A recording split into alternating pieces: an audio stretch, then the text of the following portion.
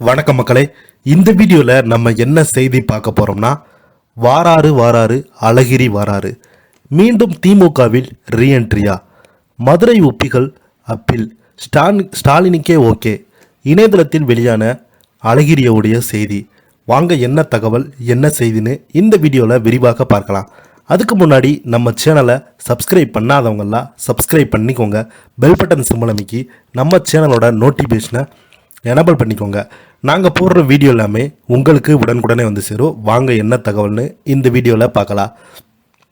திமுகவிலிருந்து சுமார் 10 ஆண்டுகளுக்கு முன்பு நீக்கப்பட்ட கருணாநிதி மகனான மு.க. அழகிரி ஆதரவாளர்கள் மீண்டும் தங்களை கட்சியில் சேர்க்க வேண்டுமென தலைமைக்கு கடிதம் கொடுத்திருக்காங்க. மு.க. அழகிரியை இன்னும் கட்சியில் ரீஎன்ட்ரி கொடுக்காத நிலையில் அவரது ஆதரவாளர்கள் சேர்க்கப்படுவார்களா என்பது குறித்து தலைமைதான் முடிவெடுக்க வேண்டும் என்கிறாங்க மதுரை மாவட்ட உடன்பிறப்புகள். தமிழ்நாடு முன்னாள் முதலமைச்சரும் திமுக தலைவருமான கருணாநிதியின் மூத்த மகனாக மு.க. அழகிரிக்கும் இளைய மகனான ஸ்டாலினுக்கும் அரசியல் ரீதியாக கருத்து வேறுபாடுகள் உண்டு. சென்னையில் ஸ்டாலின் இருந்த நிலையில் மதுரையை கவனித்து கொள்ள அவரை அனுப்பியிருந்தார் கருணாநிதி அவர்கள். ஒரு காலத்தில் திருச்சியை தாண்டினால் கன்னியாகுமரி வரை மு.க. அழகிரியின் கட்டுப்பாட்டில் தான் இருந்தது. திமுக ஒரு கட்டத்தில் திமுகவின் பிரச்சார பீரங்கியாக இருந்த வைகோ கட்சியை விட்டு சென்ற போது தென் மாவட்டங்கள் திமுகவை பலமாக வைத்திருந்தார் அழகிரி அவர்கள். அதற்காக அவர் தென்மண்டல அமைப்பு செயலாளராக பொறுப்பும் கொடுக்கப்பட்டது. மேலும் தேர்தலில் போட்டியிட்டு எம்பி ஆகி மத்திய அமைச்சராக இருந்தார். இந்த நிலையில தான் நாட்கள் செல்ல செல்ல ஸ்டாலின் அழகிரி ஆதரவாளர்கள் என திமுகவில் கோஷ்டி முளைத்தது. ஒரு கட்டத்தில் அடுத்தது திமுகவின் எதிர்காலம் ஸ்டாலின் தான் என்று உறுதியான நிலையில் அவர் பக்கம் இருந்த தளபதி, மூர்த்தி, பெரியசாமி உள்ளிட்டோர் ஸ்டாலின் ஆதரவாளராக மாறினாங்க.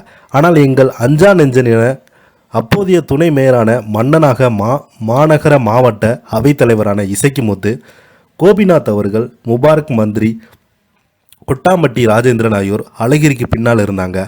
தொடர்ந்து 2014 ஆண்டிலிருந்து அழகிரியினுடைய ஆதரவாளர்கள் அடுத்தடுத்து திமுகவிலிருந்து நீக்கப்பட்டே வந்தாங்க.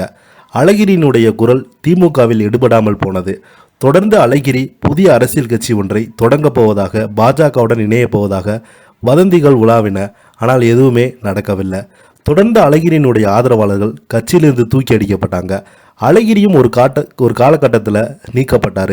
தொடர்ந்து கலைஞர் கருணாநிதி மரணத்து பிறகு அழகிரி திமுகவில் மீண்டும் சேர்க்கப்படுவாராக என சொல்லப்பட்ட நிலையில் ஆட்சி மாறினாலும் கட்சி மாறவில்லை என்பது போல அழகிரி இன்று வரை திமுகவில் சேர்த்து கொள்ளப்படவே இல்லை. 2021 தேர்தலில் ஸ்டாலின் மிகுந்த கோபத்தால் திமுக தோற்கும், ஸ்டாலின் முதல்வராக முடியாது என ஆவேசமாக பேசினார். ஆனால் திமுக வெற்றி பெற்றதுமே முதல்வர் ஸ்டாலின் முதலமைச்சராக தேர்ந்தெடுக்கப்பட்ட அதற்கு பிறகு அழகிரியுடைய ஆதரவாளர்கள் மீண்டும் தங்களை கட்சியில் சேர்க்க வேண்டும் என கடிதம் கொடுத்தாங்க. ஆனால் அது தொடர்பாக எந்த முடிவும் எடுக்கப்படலை. இடையே ஸ்டாலினுக்கு இணக்கமான போக்கை கையாள தொடங்கினாங்க அழகிரி. தம்பி நல்ல ஆட்சியை தருவார் என்று கூறினாங்க. மதுரைக்கு சென்ற உதயநிதி பெரியப்பாவை சந்தித்து பேசியிருந்தார். ஆனாலும் அழகிரி நினைத்தது போல மீண்டும் திமுகவிற்கு வரவே முடியல. இதற்கிடையே அழகிரின் தீவிர ஆதரவாளர்களான மன்னன் இசக்கிமுத்து, முபாரக் மந்திரி, கோபிநாத் ஆகியோர் தங்களை கட்சியில் சேர்க்கப் போவதாக அழகிரி ஆதரவாக இருந்தாலும் திமுகவுடைய கொள்கை பிடிப்பு கொண்டவர்கள். அவர்கள் அதனால் வேறு கட்சிக்கு செல்லாமல் இருக்காங்க. பாஜக, அதிமுக உள்ளிட்ட கட்சிகள் சென்றால் அவர்களுக்கு நல்ல மரியாதையும் பதவியும் கிடைக்கும். ஆனால் அழகிரிக்காவே இன்னும் கட்சியில் சேராமலாம் இருக்காங்க. இப்போதைய சூழலில் திமுக தலைமைக்கு எதிராக அவங்க போஸ்டர் ஒட்டியதால் பல மாவட்ட நிர்வாகிகள் அவர் மீது கோபத்தில் இருக்காங்க. குறிப்பாக திமுக தலைமை கடும் கோபத்தில் இருக்கிறது. தற்போதைக்கு அவர்கள் கடிதம் கொடுத்திருந்தாலும் தலைமை என்ன முடிவெடுக்கும் என்பதை பொறுத்திருந்தான் பார்க்க வேண்டும் என்கிறாங்க. இதை பற்றி நீங்கள் என்ன கீழே உள்ள கமெண்ட் பாக்ஸில் மறக்காமல் பதிவிடுங்க. இந்த வீடியோ உங்களுக்கு பிடிச்சிருந்தா லைக் பண்ணுங்கள், ஷேர் பண்ணுங்கள். நன்றி, வணக்கம்.